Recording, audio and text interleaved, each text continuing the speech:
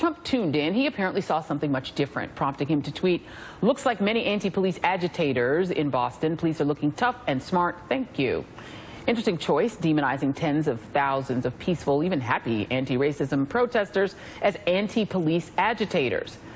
But it's also pretty ironic, since just a week ago, following the clash in Charlottesville, Virginia, that left a woman dead and dozens injured, Trump vigorously defended the fascist groups that incited that violence, and among them was an anti-police agitator named Christopher Cantwell, who, according to the Southern Poverty Law Center, has called for the violent overthrow of the U.S. government, and in previous years for the assassination of ordinary law enforcement officers and other government workers.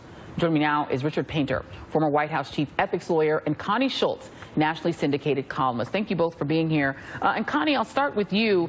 Donald Trump's initial reaction to what he saw in Boston on TV, presumably, was to call the protesters, something like 40,000 anti-racism protesters, anti-police agitators. Your thoughts?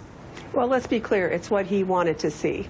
This is one of the responses I've had all week to people who keep wanting to defend some of the Nazi protesters and claiming not all of them were Nazis. If you're standing with self-declared Nazis, you've got a problem, and you'll see what you want to see.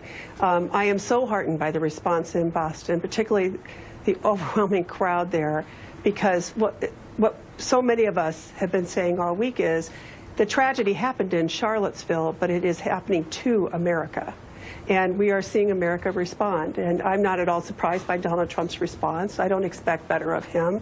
When he has a momentary lapse and he actually behaves well, I assume that somebody else has his phone at this point.